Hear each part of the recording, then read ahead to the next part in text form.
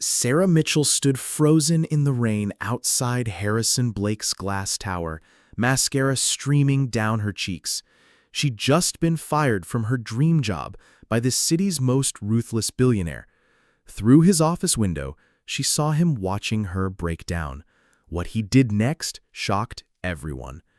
Before we begin, write in the comments what city you're watching from, and at the end, don't forget to rate this story from 0 to 10.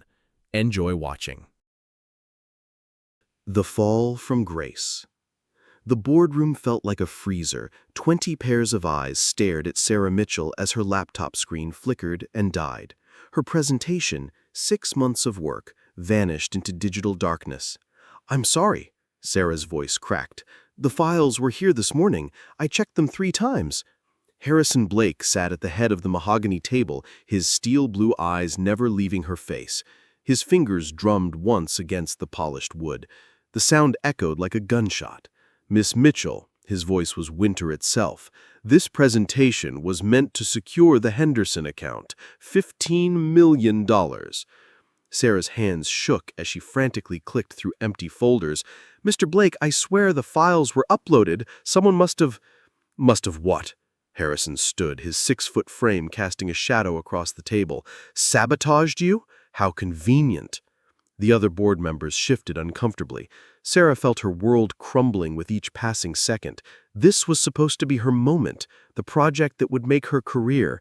"Sir, if you could just give me 5 minutes." 5 minutes? Harrison's laugh was sharp as broken glass. "Miss Mitchell, you've just cost this company its biggest client. 5 minutes won't fix that." Sarah's chest tightened. 3 years of 18-hour days, missed dinners, sacrificed weekends, all leading to this moment. She thought of her mother's medical bills, her student loans, her tiny studio apartment she could barely afford. "Please," she whispered. Harrison's expression didn't change. He pressed a button on the conference table. "Security to the boardroom." "Mr. Blake, you can't be serious." "I'm always serious, Miss Mitchell." 2 security guards appeared at the door within seconds. Sarah's colleagues, people she'd shared coffee with, laughed with, worked late nights beside, avoided her eyes. "Escort Miss Mitchell to her desk. Give her 15 minutes to pack her belongings." Sarah's legs felt like water as she stood.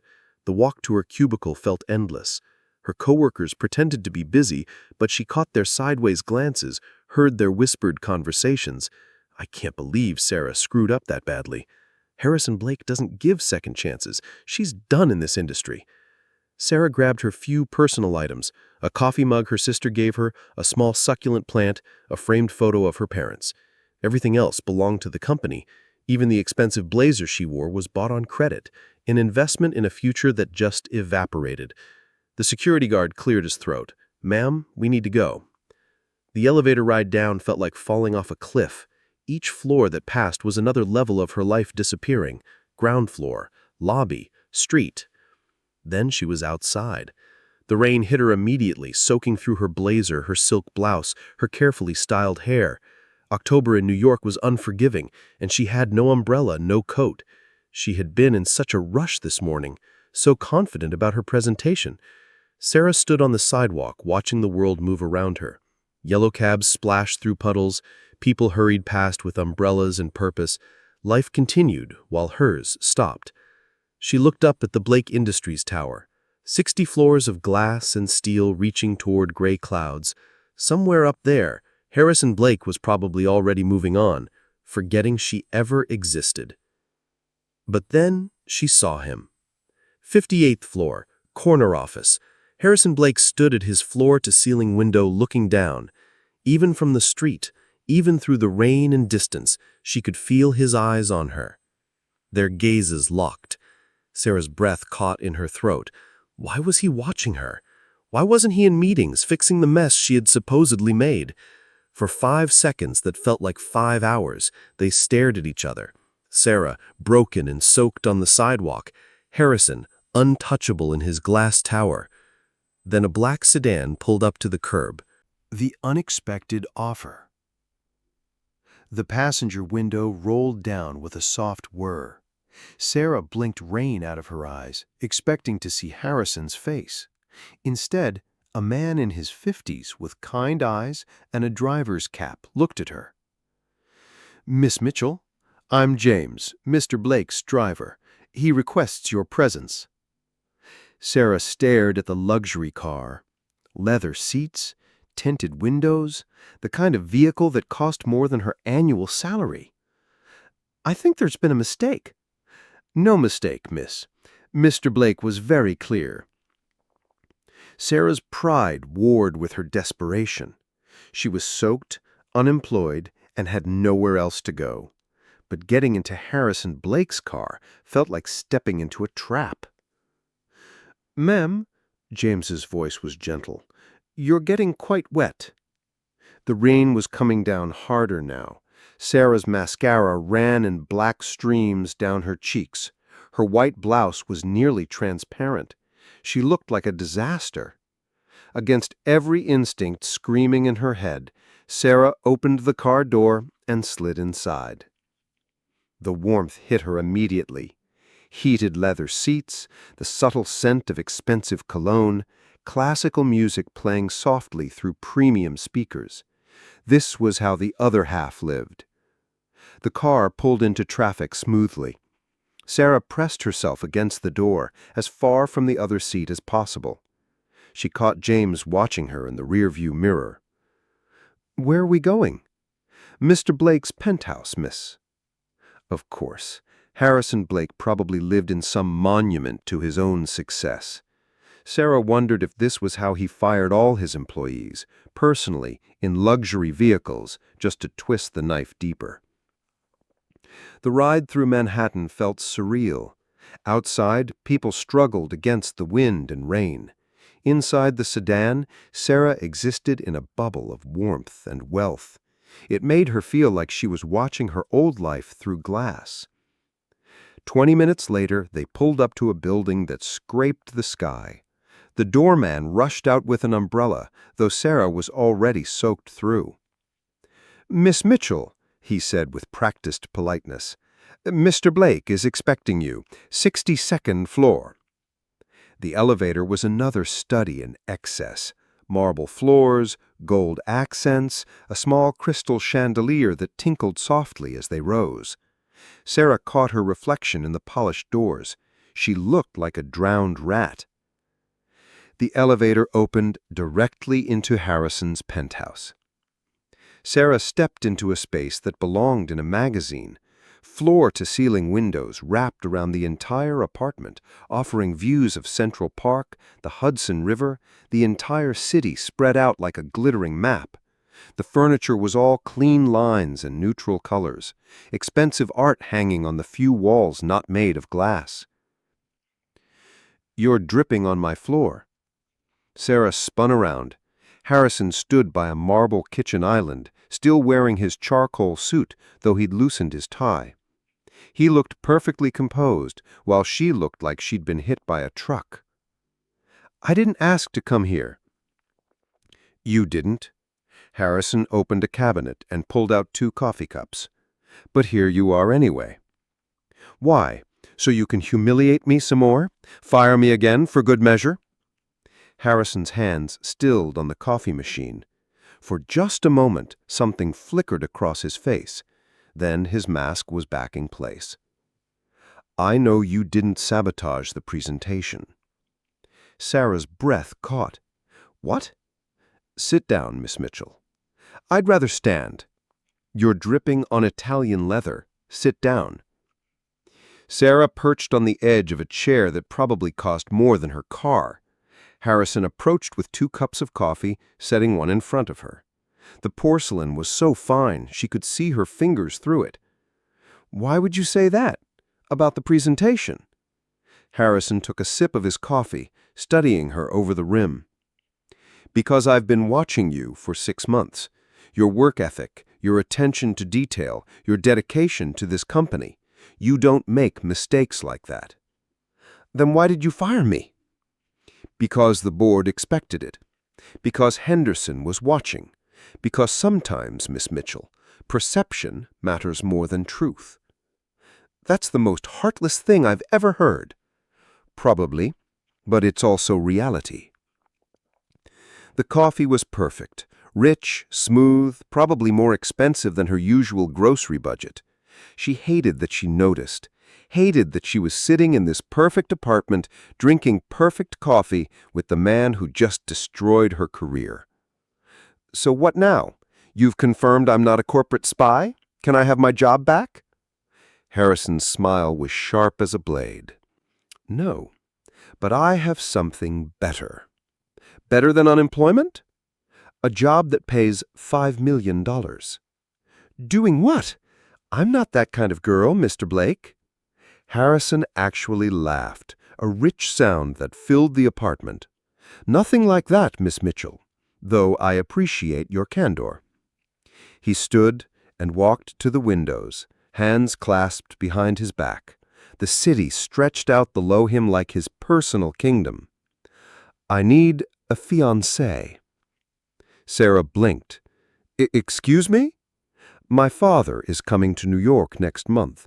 He's threatening to pull his support from my company unless I settle down, start a family, prove I'm not just a ruthless businessman." "And you want me to pretend to be your fiancé?" "For 6 months. Public appearances, family dinners, a few charity events. Nothing too complicated." "This is insane." "This is business." "Why me? You could have any woman in New York." Harrison turned to face her. For the first time she'd known him, his expression was almost vulnerable. "Because you're real, Sarah. In a world full of fake smiles and hidden agendas, you're the most genuine person I've ever met. And after what happened today, you have every reason to hate me. That makes you perfect." Sarah's hands trembled around the coffee cup. $5 million would change her life, pay off her debts, help her family, give her freedom she'd never dreamed of. But it meant 6 months of pretending to love the man who just shattered her career. "What makes you think I won't just take your money and disappear?" "Because that's not who you are." Their eyes met across the vast apartment. Outside, the storm continued to rage, but inside, something else entirely was beginning.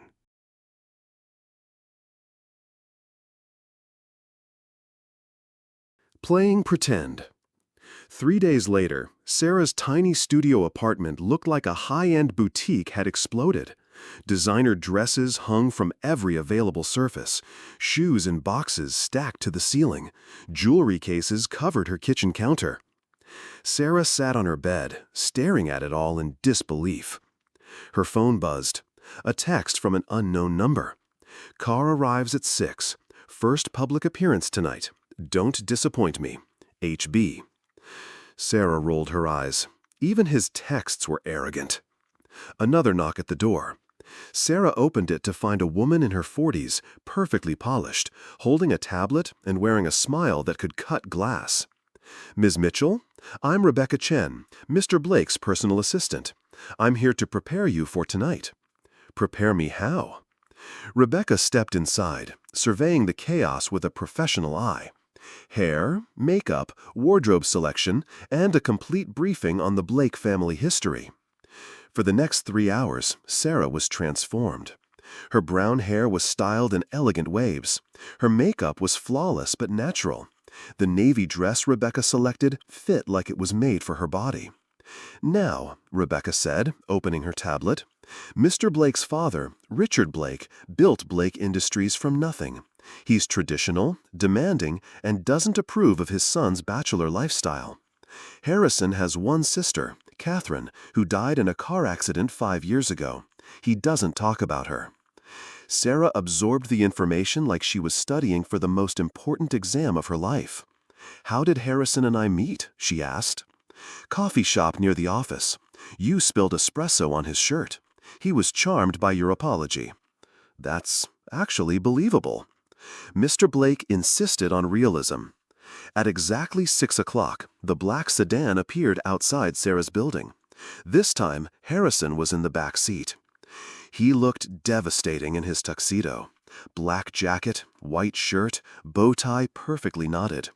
His dark hair was styled back, revealing the sharp angles of his face. When Sarah slid in beside him, his cologne enveloped her, cedar and citrus, and something uniquely him. "You clean up well, Ms. Mitchell." "It's Sarah. If we're engaged, you should probably use my first name." Sarah. Her name on his lips sounded different somehow, warmer.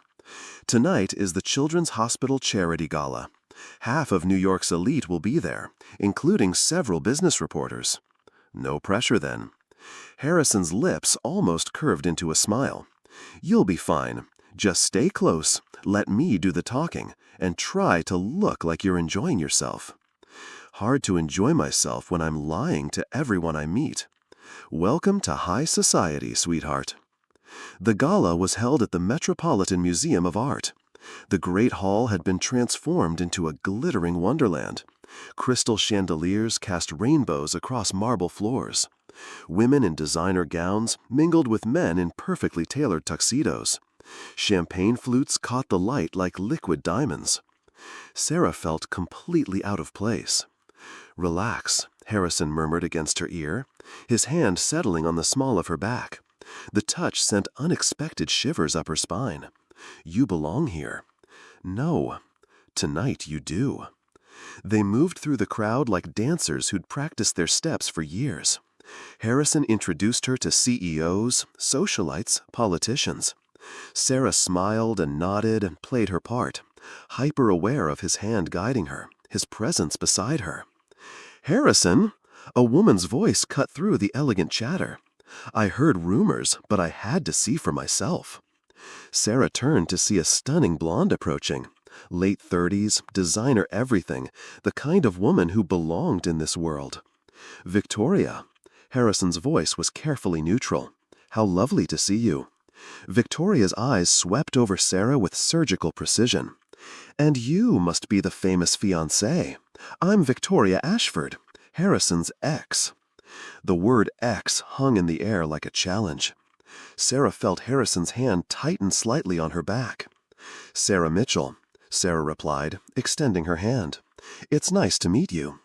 Victoria's handshake was firm enough to leave bruises. "How fascinating. And what do you do, Sarah?" "I work in marketing." "Worked," Victoria corrected with a smile sharp as broken glass. "I heard about your little incident at Blake Industries. How awful that must have been." Sarah's cheeks burned. Of course Victoria would know. Of course she'd bring it up here, in front of everyone. "Actually," Harrison's voice was dangerously quiet, "Sarah has moved on to bigger opportunities. Haven't you, darling?" The endearment rolled off his tongue like silk. Sarah looked up at him, surprised by the protective edge in his voice. "Much bigger," Sarah agreed, finding her footing. "Sometimes the best things come from unexpected places." Victoria's smile faltered slightly. "How romantic. Well, I should let you two lovebirds enjoy your evening. It was so interesting to meet you, Sarah." As Victoria glided away, Sarah let out a breath she didn't know she'd been holding. "Friend of yours?" she asked. "Former fiancé, actually. We ended things 2 years ago. She seems intense." "Victoria collects powerful men like other women collect shoes. She didn't take our breakup well." They continued through the gala, but Sarah couldn't shake the feeling that Victoria was watching them. Every time she glanced around, those cold blue eyes were tracking their movement. A chill ran down Sarah's spine that had nothing to do with the museum's air conditioning. This fairy tale evening was about to become much more complicated. "Mr. Blake," a photographer approached, "could I get a photo of you and your fiancé for the society pages?" Sarah's stomach clenched, but Harrison smiled smoothly. "Of course." He pulled Sarah closer, his arm wrapping around her waist. She could feel the warmth of his body through his tuxedo jacket, smell his cologne, feel his breath against her hair as he leaned down slightly for the photo. "Look at me," he murmured, so softly only she could hear. Sarah tilted her face up toward his. For a moment, the ballroom faded away. The music, the chatter, the crowd, everything disappeared, except Harrison's eyes looking down at her with an intensity that took her breath away. The camera flashed. "Beautiful," the photographer said. "You two look perfect together." As they separated, Sarah felt oddly cold without Harrison's arm around her. "Well done," he said quietly. "You're a natural at this." "I feel like I'm going to throw up." "That feeling never completely goes away. You just get better at hiding it." A man in his 60s approached, silver-haired and distinguished, with eyes that missed nothing. "Harrison," he said, extending his hand. "Charles Whitmore, New York Times business section. I don't think we've been properly introduced to your lovely fiancée." This was it, the real test. "Charles, I'd like you to meet Sarah Mitchell. Sarah, Charles covers our industry for the Times." "Ms. Mitchell, how wonderful to finally meet you. Our readers are quite curious about the woman who captured Harrison Blake's heart." Sarah felt Harrison stiffen slightly beside her. One wrong word here could unravel everything. "Well," Sarah said, smiling warmly, "I'd like to think I captured his heart the same way he captured mine, completely by accident." Charles laughed, a rich sound that drew approving looks from nearby guests. "How delightfully honest. Most people in your position would give me some rehearsed story about destiny and soulmates." "Oh, I don't believe in destiny," Sarah replied. "I think the best things in life are the ones that surprise you." She felt Harrison's eyes on her, intense and unreadable. "Indeed," Charles agreed. "And when can we expect to hear wedding bells?" "Soon," Harrison said, his hand finding Sarah's. His fingers intertwined with hers, warm and strong. Sarah's heart did something acrobatic in her chest. As Charles moved on to other guests, Harrison leaned close to her ear. "That was perfect. You're better at this than I expected. Thanks for the ringing endorsement." "Sarah," his voice was different now, quieter. "I meant what I said earlier. You do belong here." She looked up at him, searching his face for the lie, for the manipulation. Instead, she found something that looked almost like sincerity. "No," she said softly, "I don't. But tonight, I can pretend I do." The orchestra began playing a slow waltz. Around them, couples moved on to the dance floor, in a swirl of silk and satin. "Dance with me," Harrison said. It wasn't quite a question. "I should warn you I'm not very good at trust me." He led her onto the dance floor, his hand settling at her waist, the other capturing her fingers. They began to move, and Sarah was surprised to discover that dancing with Harrison was like floating. He guided her effortlessly, anticipating her steps, making her feel graceful in a way she'd never experienced. "Where did you learn to dance like this?" she asked. "Boarding school, cotillion classes, all part of grooming the next generation of Blake men." "Sounds lonely." Something flickered in his eyes. It was. They turned slowly among the other couples, lost in their own bubble of music and movement. Sarah found herself studying Harrison's face, the sharp line of his jaw, the way his eyes crinkle slightly at the corners, the small scar above her left eyebrow that she'd never noticed before. "How did you get that scar?" she asked. Harrison's hand tightened imperceptibly on her waist. Cracks in the facade. 2 weeks into their arrangement, Sarah had settled into a strange new routine. Designer clothes delivered to her apartment each morning, lunch meetings where she pretended to plan a wedding, evening events on Harrison's arm, playing the devoted fiancé. It was exhausting and exhilarating in equal measure. Today, Harrison had invited her to his penthouse to review their story before dinner with potential investors. Sarah arrived to find him on a conference call, pacing by the windows in dark jeans and a white button-down shirt.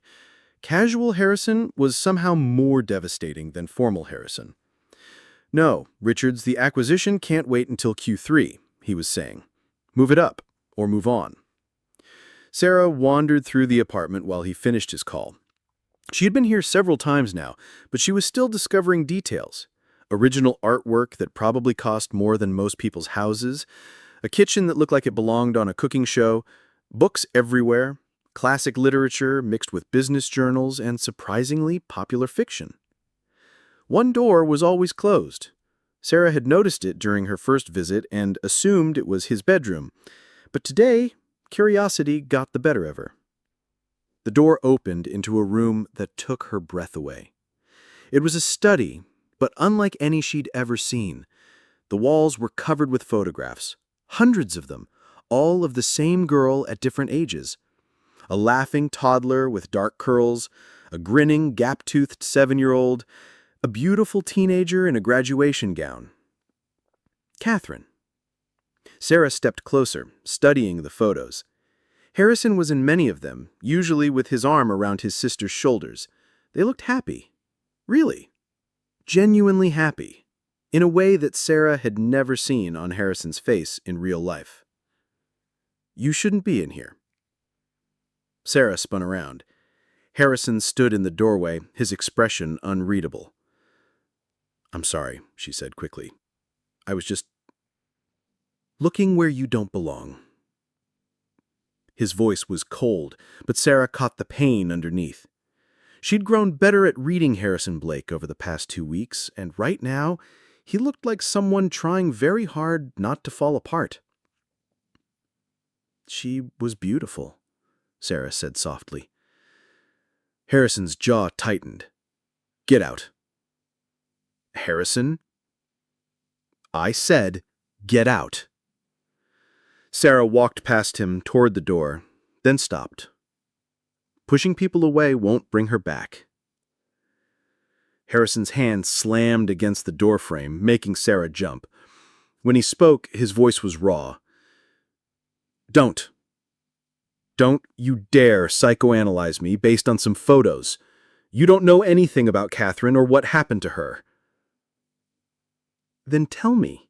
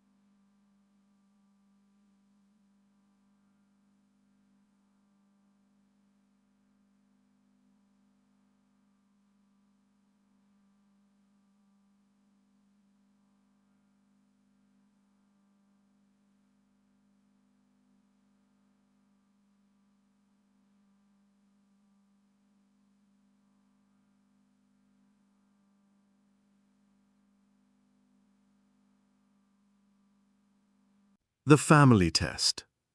Richard Blake arrived in New York like a force of nature. Harrison's father was silver-haired, sharp-eyed, and carried himself with the kind of authority that came from building an empire from nothing. Sarah knew within 5 minutes of meeting him that this man would not be easy to fool. "So," Richard said, cutting into his steak with surgical precision, "tell me about yourself, Sarah." They were dining at Le Bernardin, one of New York's most exclusive restaurants. Sarah wore a navy dress that cost more than her former monthly salary, but she still felt underdressed next to Richard Blake's intimidating presence. "There's not much to tell, Mr. Blake. I grew up in Chicago, studied marketing at Northwestern, moved to New York 3 years ago. And your family?" Sarah felt Harrison tense beside her. They'd rehearsed this, but Richard Blake had a way of making rehearsed answers sound like lies. "My father's a teacher, my mother's a nurse. I have one sister who's in nursing school." "Middle class, then?" Richard's tone was neutral, but Sarah caught the judgment underneath. "Yes, sir." "And how exactly did you capture my son's attention? Harrison has never been one for ordinary women." Sarah's fork paused halfway to her mouth. Beside her, Harrison's jaw tightened. "Dad?" "It's all right," Sarah interrupted, meeting Richard's eyes directly. "Mr. Blake, I don't think there's anything ordinary about love. When I met Harrison, I wasn't trying to capture anything. I was just trying to get coffee before work." "Ah, yes, the coffee shop story. You spilled espresso on his shirt, if I recall." "Actually," Sarah said, improvising, "he spilled mine. I was running late, juggling my phone and my bag, and he bumped into me, ruined my white blouse, and made me even later for the most important presentation of my career." Richard raised an eyebrow. "And?" "And he offered to buy me a new blouse and drive me to work. I told him he didn't need his money, just his apology. I think that surprised him." Harrison was staring at her now. This wasn't the story they'd agreed on, but somehow it felt more real. "Most women would have demanded designer replacements," Richard observed. "Most women aren't me." A ghost of a smile crossed Richard's face. "Indeed. And what did you think of Harrison initially?" She glanced at Harrison, then back to his father. "Honestly, I thought he was arrogant, too used to getting his own way. But then he smiled, really smiled, not that polite business smile, and I realized there was more to him than the reputation." "And what did you see?" "Someone who was lonely." Sarah's voice softened. "Someone who'd built walls so high he'd forgotten what it felt like to let people in." Richard leaned back in his chair, studying both of them. The silence stretched until Sarah wondered if she'd said too much, revealed too much truth in her lies. "Harrison tells me you're getting married soon." "Yes, sir." "Have you set a date?" Sarah's mind went blank. They hadn't discussed this detail. "Spring," Harrison said smoothly. "Sarah wants outdoor ceremony." "How lovely. And children. Do you want children, Sarah?" The question hit like a physical blow. Sarah felt heat creep up her neck. Yes, someday. Harrison will make a wonderful father. He was excellent with Catherine when she was young." Richard's expression softened slightly. "He used to read to her every night, you know. Made up elaborate stories about princesses and dragons." Sarah looked at Harrison in surprise. She couldn't imagine the controlled, reserved man beside her creating fairy tales for a little girl. He's never mentioned that. There's a lot Harrison doesn't mention about those days. He blames himself for Catherine's death, of course. Ridiculous, but grief makes fools of us all. Harrison's hand clenched around his wine glass. "Dad, please." "She'd want you to be happy, son. Catherine always worried you'd end up alone in that glass tower of yours." The waiter appeared to clear their plates, breaking the tension. Richard excused himself to take a phone call, leaving Sarah and Harrison alone. "I'm sorry," Sarah said immediately. "I changed the story without thinking." "Actually," Harrison said quietly, "I liked your version better. It felt more us, your family, my father.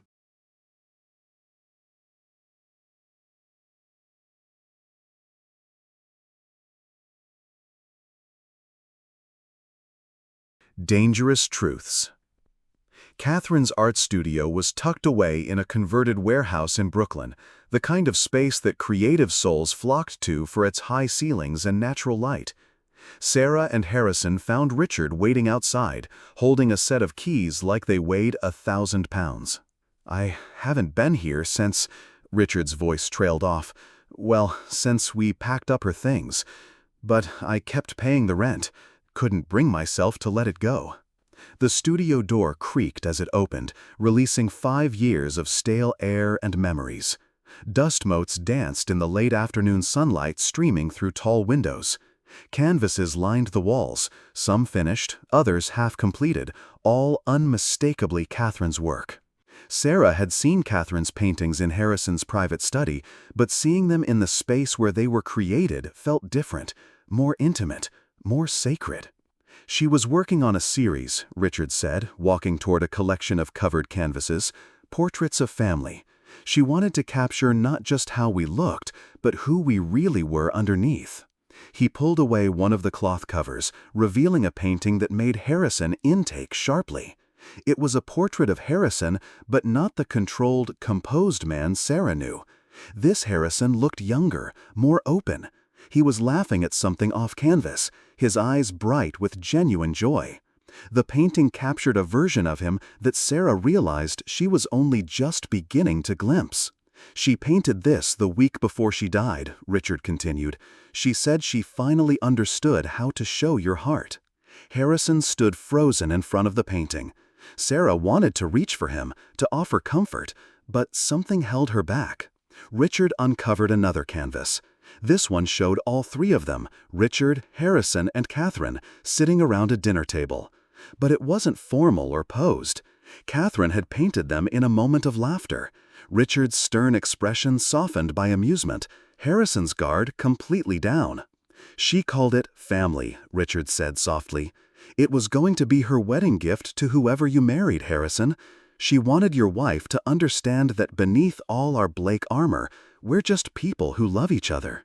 Sarah felt tears prick her eyes.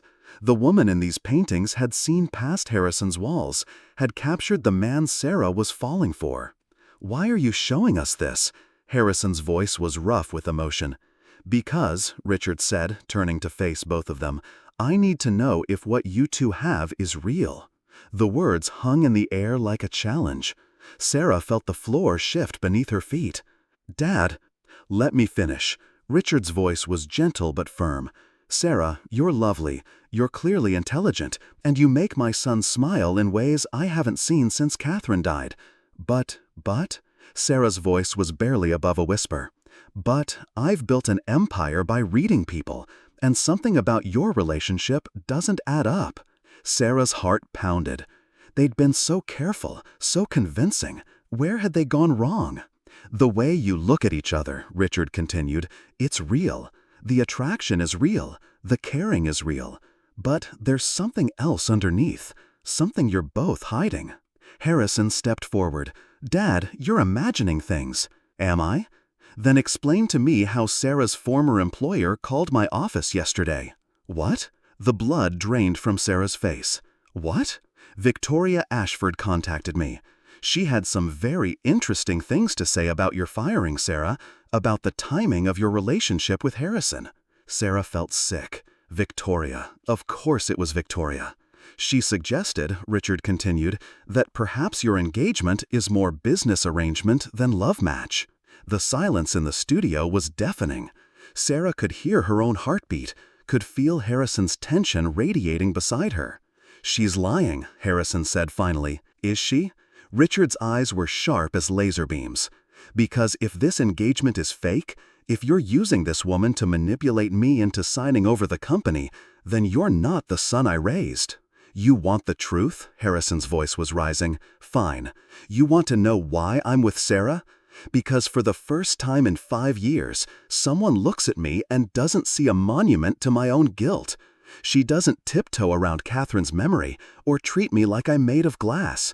She sees me, Dad, the real me. Richard studied his son's face. And you, Sarah, what do you see when you look at my son? Sarah felt trapped, penned between truth and lies, between her growing feelings and the original arrangement. She looked at Harrison, seeing the vulnerability in his eyes, the fear that she might betray him now. I see a man who's forgotten how to forgive himself. Someone who thinks he doesn't deserve happiness because he couldn't save everyone he loves. And do you love him? The question hit like a physical blow. Sarah's mouth opened, but no words came out. Answer the question, Sarah. She looked at Harrison, at the man who'd hired her to pretend, who'd slowly become so much more than an employer. The man who made her heart race and her palms sweat and her carefully ordered world spin off its axis. Sarah's voice cracked. I don't know what love is supposed to feel like, but when I'm with Harrison, I feel like I'm exactly where I'm supposed to be. Richard nodded slowly. And Harrison, do you love her? Harrison's eyes never left Sarah's face. Yes, he said simply, I love her. The words hung in the air between them, true and terrifying and completely real. Richard walked to another covered canvas and pulled away the cloth. This painting showed an empty chair at a family dinner table, a place setting waiting for someone who would never come home. He turned back to them. I believe you both. Your feelings are real, even if the circumstances that brought you together might be complicated. Sarah felt like she might collapse from relief and terror in equal measure. However, Richard continued, I need you both to understand something. The Blake family has enemies. People who would use any weakness, any scandal to destroy us. If there's anything about your relationship that could be used against us, I need to know now. Sarah and Harrison exchanged glances. The weight of their deception felt crushing. There's nothing, Harrison said firmly, nothing that matters. Richard studied them both for a long moment. Very well. Then tomorrow evening we'll announce your engagement officially. The transfer of company shares will happen at the same time. After Richard left, Sarah and Harrison stood alone among Catherine's paintings. The silence was overwhelming. We're in too deep, Sarah whispered finally. I know. Your father's going to find out eventually. Victoria won't stop digging. I know. And when he does, when this all comes crashing down, Sarah, Harrison turned to face her. What I said in there about loving you, that wasn't for his benefit. Sarah's heart clenched. Harrison, I mean it. Somewhere in all this pretending, it became real for me. Sarah felt tears threatening. You don't understand. When this ends, when the truth comes out, you're going to lose everything. Your father, your company, your reputation, maybe some things are worth losing everything for. He stepped closer, close enough that she could see the gold flecks in his green eyes, could feel the warmth radiating from his body. Are they? She whispered. Am I? Instead of answering with words, Harrison cupped her face in his hands and kissed her. This wasn't the almost kiss from his penthouse, interrupted by buzzers and obligations. This was real, desperate, full of all the emotions they'd been dancing around for weeks. Sarah melted into him, her hands fisting in his shirt, her heart breaking and soaring simultaneously. When they finally broke apart, both were breathing hard. What do we do now? Sarah asked. Harrison rested his forehead against hers. I don't know. But Sarah, whatever happens, whatever the consequences, I need you to know that meeting you was the best thing that's happened to me in 5 years. Standing in Catherine's studio, surrounded by paintings of love and hope, Sarah realized she was at a crossroads. She could walk away now, take her $5 million and disappear before everything collapsed. Or she could stay and fight for something real with a man who'd shown her parts of herself she never knew existed. Harrison, yeah, I think I'm falling in love with you too. His smile was radiant, transforming his entire face. For just a moment, surrounded by art and possibility, Sarah let herself believe they could make this work. But outside, Victoria Ashford sat in her car, talking quietly into her phone. Yes, I'm sure, she was saying. They're definitely hiding something, and I'm going to prove it. The Hunt for Truth. Sarah woke up to 17 missed calls from Harrison. Her phone was buzzing again as she grabbed it, still groggy from a restless night of dreams about art studios and impossible choices. Thank God. Harrison's voice was tight with panic. We have a problem. Sarah sat up in bed, instantly alert. What kind of problem? Victoria. She's been busy. Check your email. With growing dread, Sarah opened her laptop. The subject line made her stomach drop. The truth about Sarah Mitchell. The email contained a detailed dossier about Sarah's life, her real employment history, her family's financial struggles, even photos of her tiny studio apartment.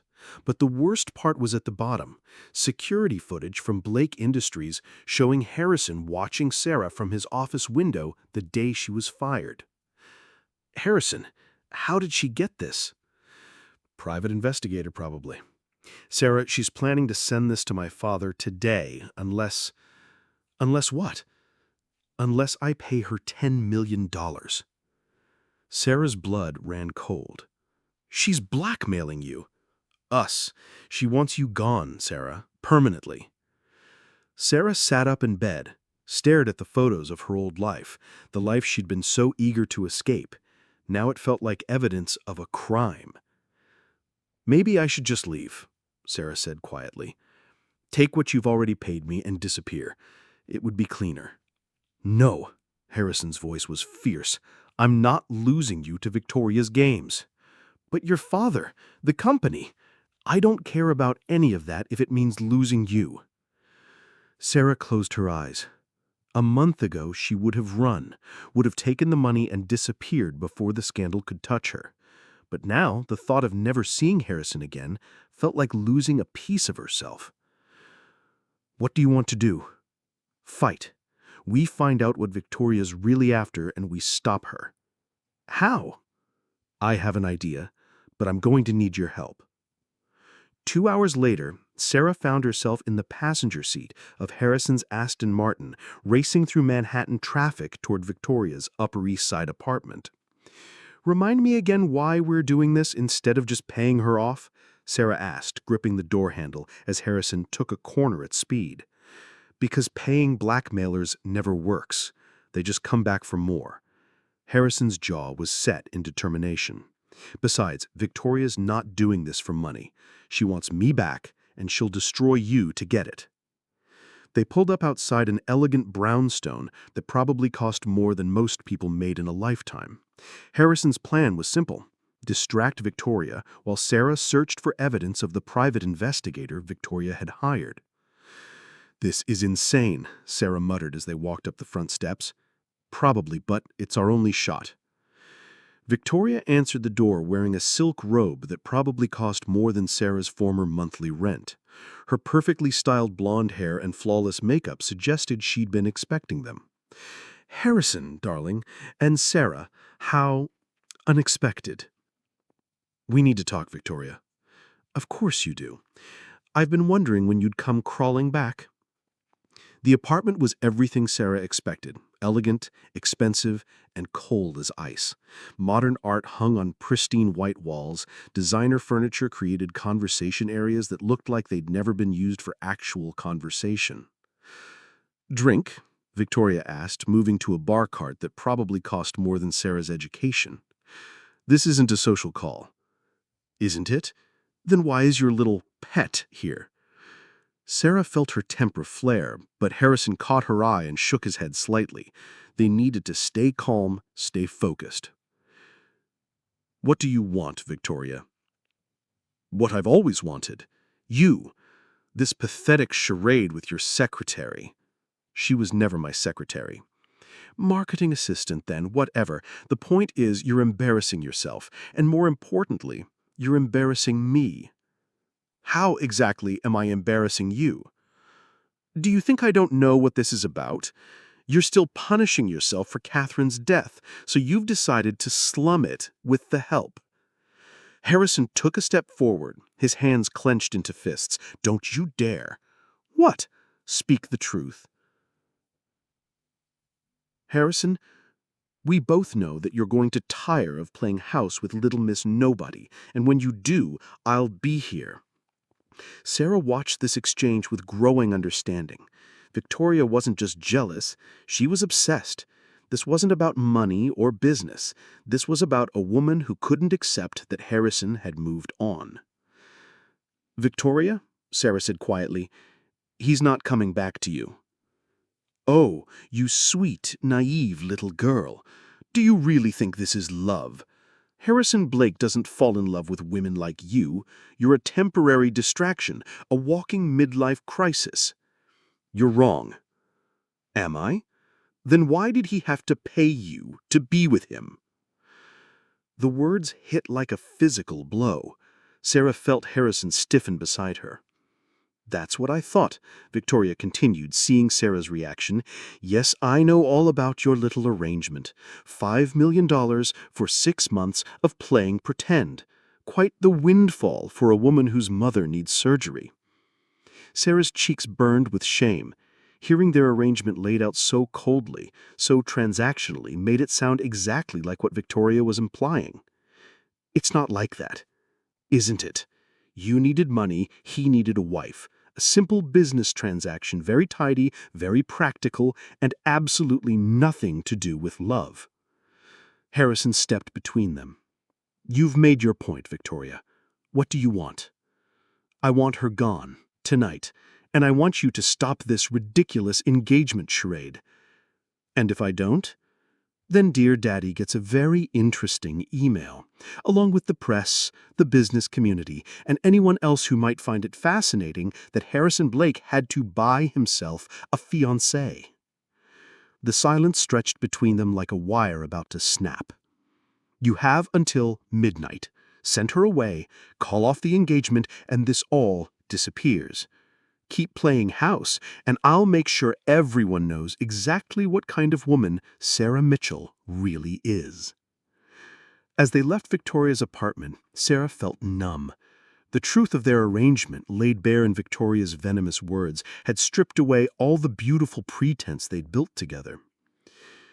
"Sarah," Harrison said as they got back in his car, "don't listen to her. What we have now is built on a lie." Sarah finished. "She's right, Harrison. This started as a business transaction. I'm not some romantic heroine. I'm a woman who sold herself for $5 million. That's not who you are. Isn't it? Be honest. If I didn't need the money, if my mother didn't need surgery, would you have ever looked twice at me?" Harrison was quiet for a long moment. "Probably not," he said finally. "But Sarah, that's not how this works. We met the way we met. The reasons don't matter anymore." "They matter to me." Sarah stared out the window at the city rushing past. Everything she'd started to believe about herself, about them, felt like self-deception now. "There's something else. The investigator Victoria hired. I saw him at the coffee shop this morning taking pictures, and yesterday at the grocery store. She's been having me followed for days." Harrison's hands tightened on the steering wheel. "Why didn't you tell me?" "I wasn't sure until I saw the photos in her apartment. But Harrison, this isn't just about us anymore. If this story breaks, it'll destroy you, the company, your relationship with your father, everything."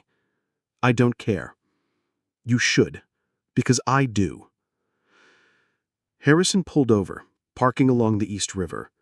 The city skyline glittered across the water, beautiful and distant. "What are you saying?" Sarah turned to face him, memorizing every detail of his face. "I'm saying maybe Victoria's right. Maybe I should disappear before this gets worse." "Sarah, no." Fighting for love. Harrison didn't sleep. He spent the night pacing his penthouse, his phone in his hand, drafting and deleting dozens of messages to Sarah. By dawn, his living room looked like a war zone. Papers scattered everywhere, laptop open to financial documents, coffee cups abandoned on every surface.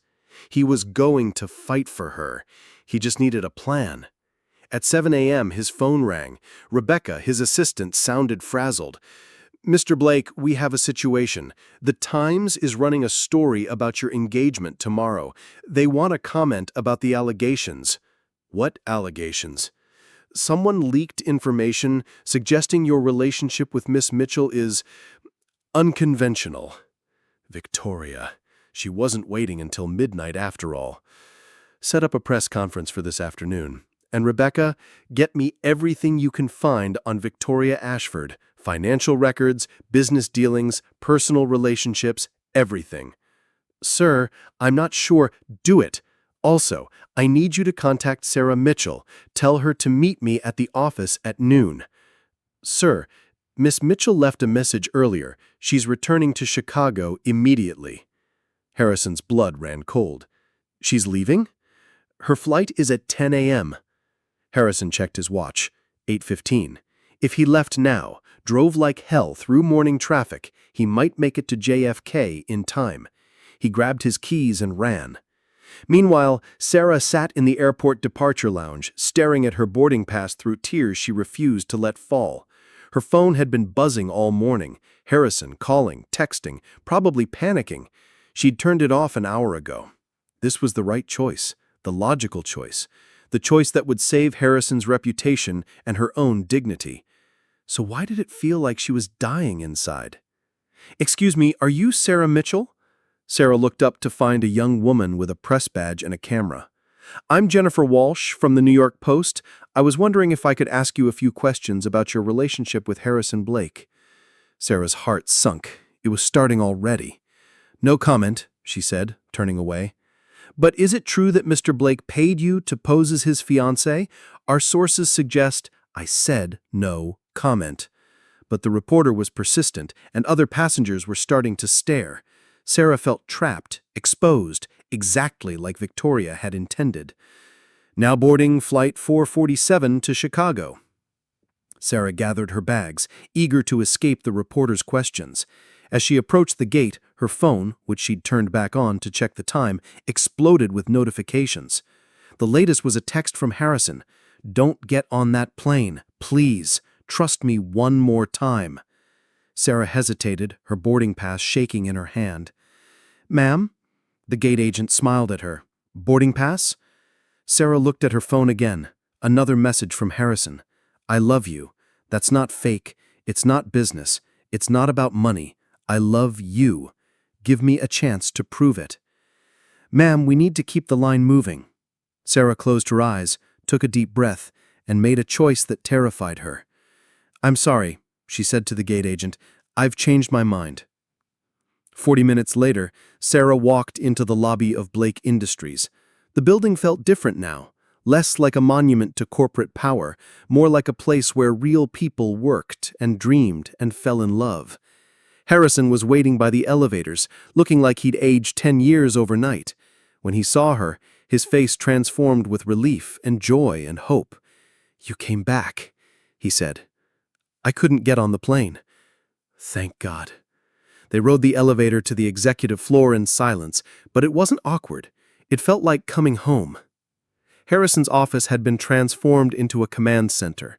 Rebecca was there with two people Sarah didn't recognize, a woman in an expensive suit and a man with the bearing of former law enforcement. Sarah, I'd like you to meet Amanda Chen, my lawyer, and Marcus Rodriguez, a private investigator. Harrison, what's going on? We're going to war, Harrison said simply. With Victoria, with whoever's behind this smear campaign, with anyone who thinks they can destroy what we have. Marcus stepped forward, holding a thick file. Miss Ashford has been busy, but she's not as smart as she thinks she is. He opened the file, revealing photographs and documents.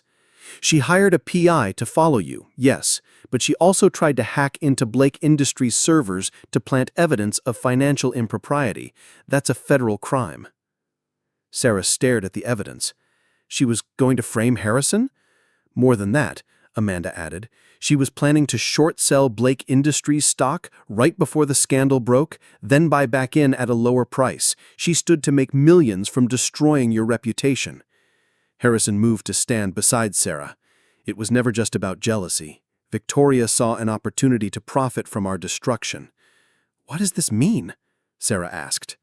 It means Marcus said with satisfaction, "that we have her dead to rights on securities fraud and corporate espionage. She's looking at federal prison time."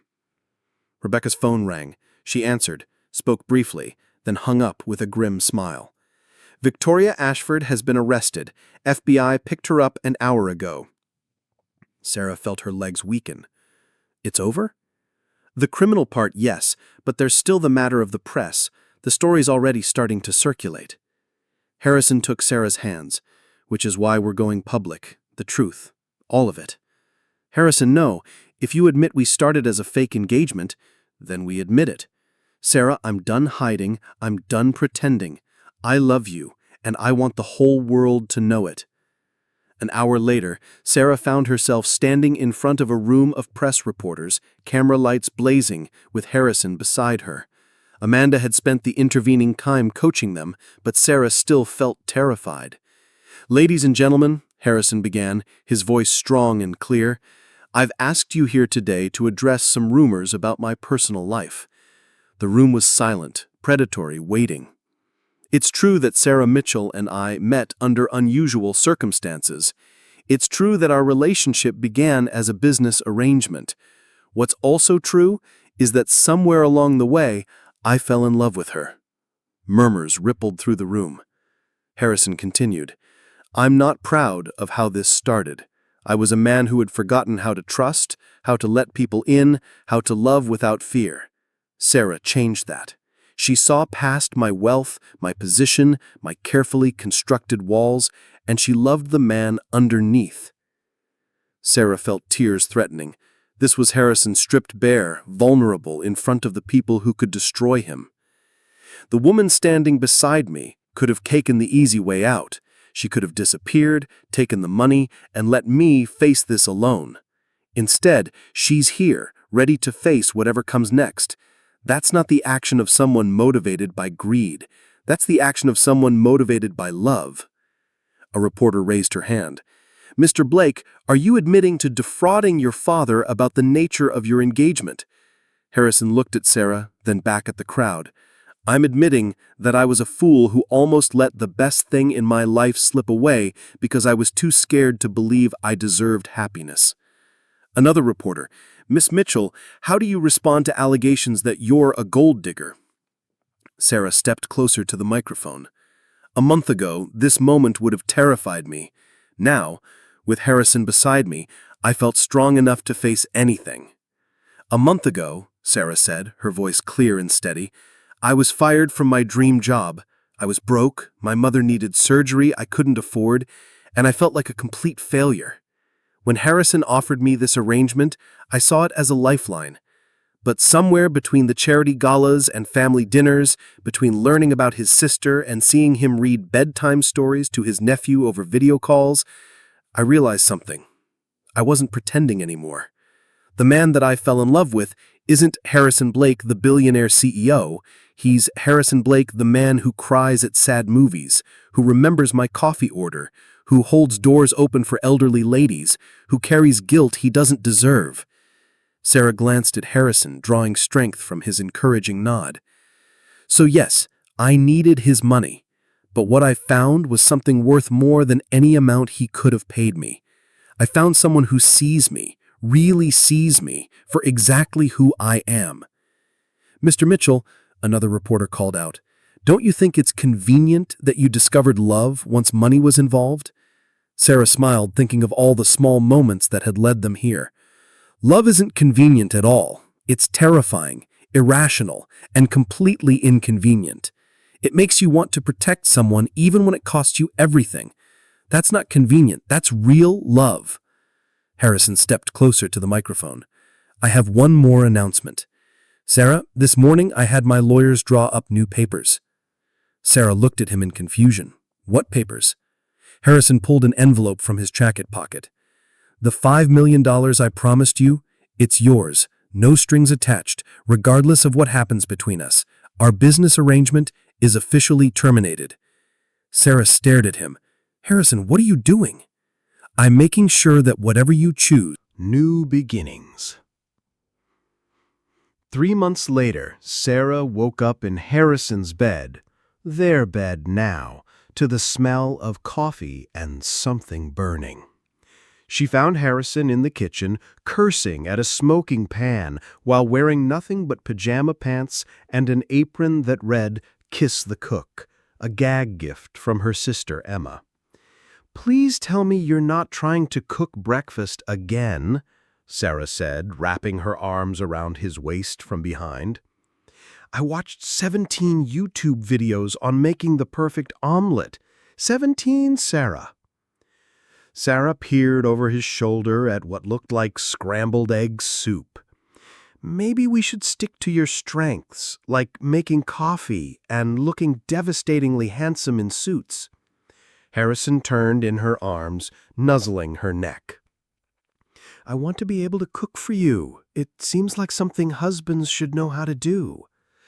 Husbands also should know when to admit defeat and order from the deli downstairs." They'd been officially engaged for 3 months, but living together had been an adjustment for both of them. Harrison was learning to share space with someone who left coffee cups on random surfaces and sang off-key in the shower. Sarah was learning to live with someone who organized his closet by color and had strong opinions about thread counts. It was messy, imperfect, and absolutely wonderful. "Speaking of husbands," Harrison said, pulling back to look at her, "the wedding planner wants to know about flowers. Apparently, whatever Sarah wants isn't specific enough." Sarah groaned. Planning a Blake family wedding was like organizing a state dinner. The guest list had grown from 50 people to 300. The venue had changed from Sarah's dream of a garden ceremony to the grand ballroom at the plaza. Every decision required approval from multiple people, none of whom seemed to remember that this was supposed to be Sarah and Harrison's wedding. "Maybe we should elope," Sarah said, only half joking. "Don't tempt me, though I think my father would literally disown me if we deprived him of the chance to throw the social event of the season." Sarah's relationship with Richard Blake had evolved into something surprisingly warm. He treated her like a daughter, asking about her mother's recovery, remembering details about her sister's nursing program, and occasionally surprising her with small gifts, first edition books, art supplies, once a ridiculously expensive coffee maker because he'd noticed she preferred her coffee stronger than Harrison made it. "Your dad called yesterday," Sarah said, moving to salvage what she could of Harrison's breakfast attempt. "The final guest list is up to 400. 400 people to watch us promise to love each other forever. Seems excessive." Just slightly. Sarah managed to create something edible from the wreckage of Harrison's omelet. "Though your father did have a point about business relationships. Half of New York's financial district will be there. Probably seeing if our marriage lasts longer than the cocktail hour." The scrutiny had been intense since their press conference. Business magazines dissected their relationship. Society pages speculated about their wedding plans.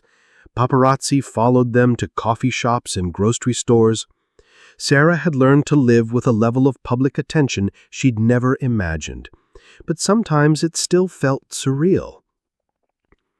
"Any regrets?" Harrison asked, reading her expression. "About marrying you? Never. About doing it in front of the entire Eastern Seaboard? Ask me after the wedding." Harrison's phone buzzed on the counter. He glanced at it and frowned. "What is it?" "Victoria's lawyer. She wants to make a statement before sentencing." Victoria Ashford had pled guilty to securities fraud and corporate espionage in exchange for a reduced sentence. Her trial had been a media circus, with daily coverage of her fall from social grace. Sarah tried to feel sorry for her former rival, but it was hard to muster sympathy for someone who'd tried to destroy their lives for profit. "What kind of statement?" "Probably an apology tour.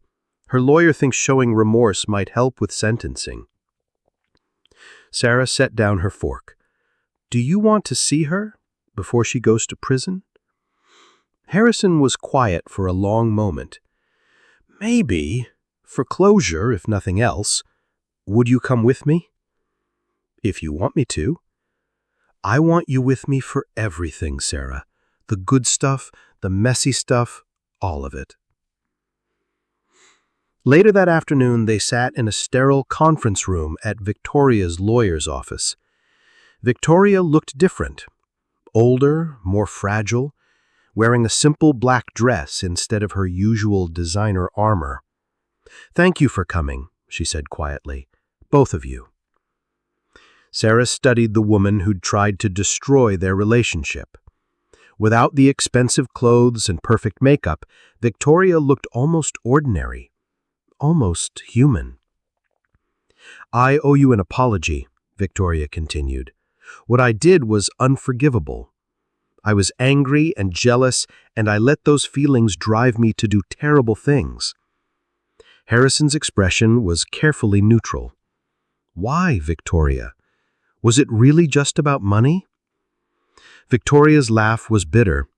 "Money was part of it, but mostly I couldn't stand that you'd found happiness with someone else. When we were together, you were so controlled, so closed off. I told myself that was just who you were. But then I saw photos of you with Sarah, and you looked—" She paused, struggling with the words.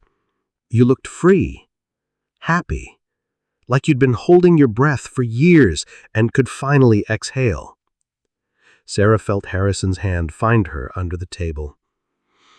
"I realized that in 3 years together, you'd never looked at me the way you looked at her in those photos, and instead of being happy for you, I wanted to destroy what you had." "Victoria," Harrison began, "please let me finish." Victoria's voice was steady but sad.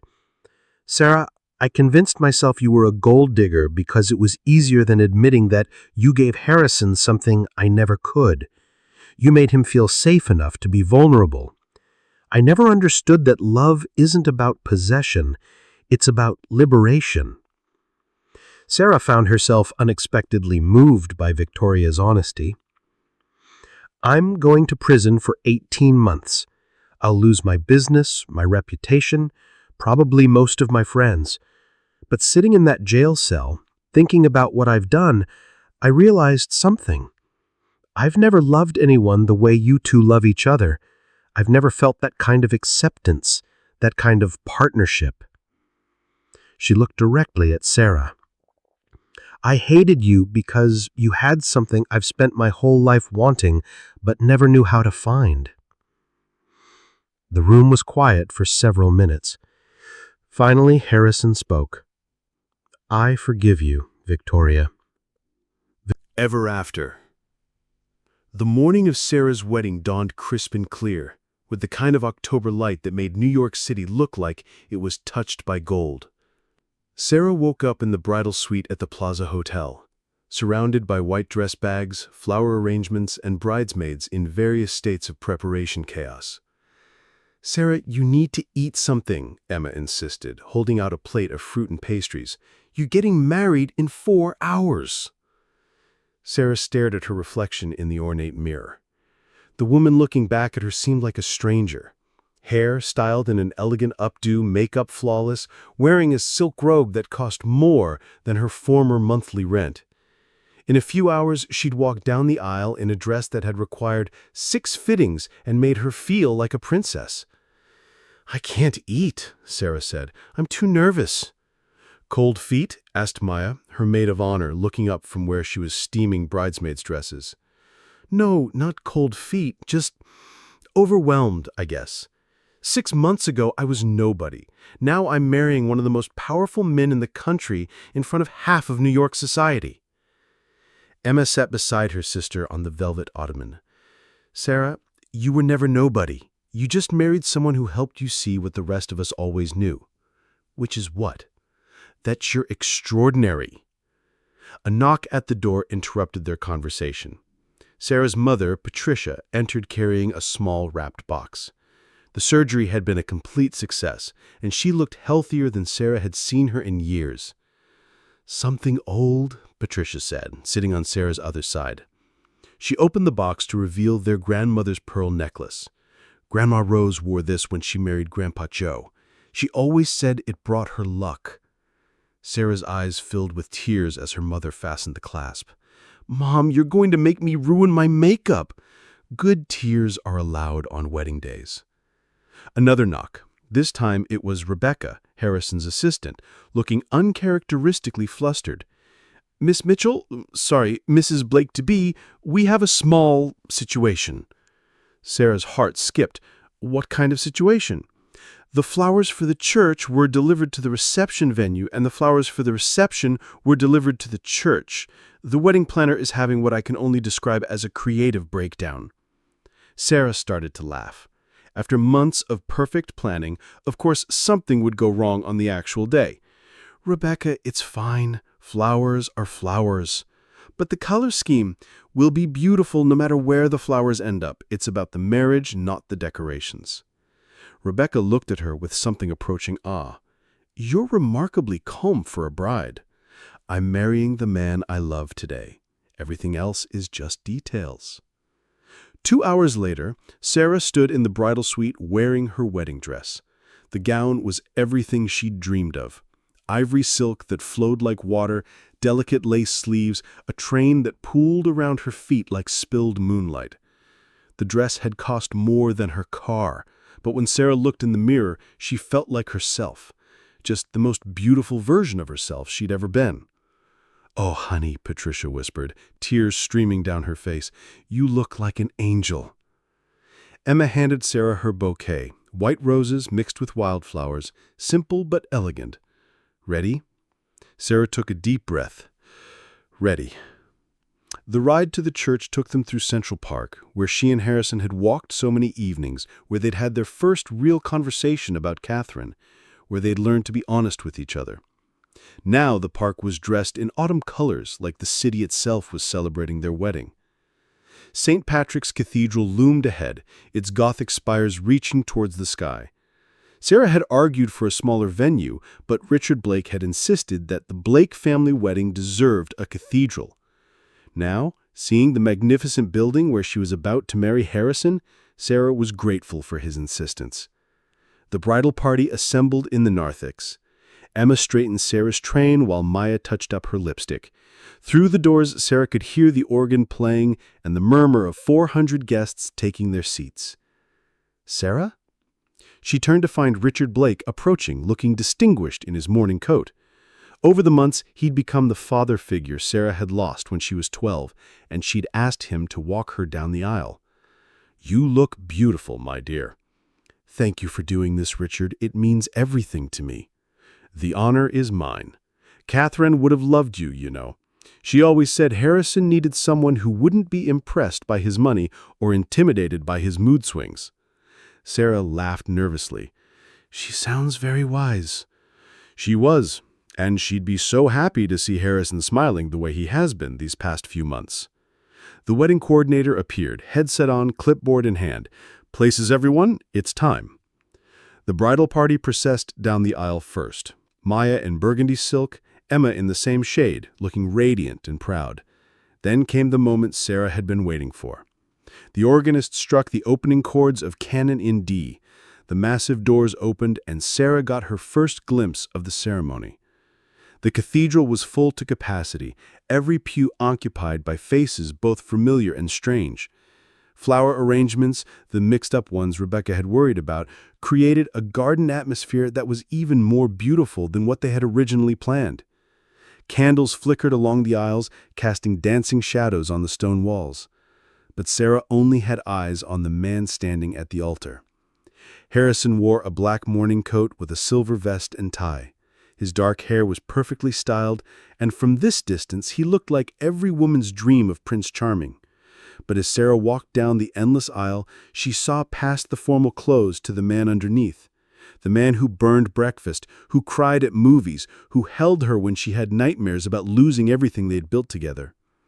Their eyes met across the cathedral, and Harrison's face transformed with the kind of smile that made Sarah's heart skip. She saw him mouth, "Beautiful." She saw him wipe away what looked suspiciously like a tear.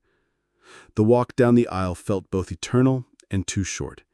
She was dimly aware of faces turning to watch her, business associates, society figures, reporters documenting every moment.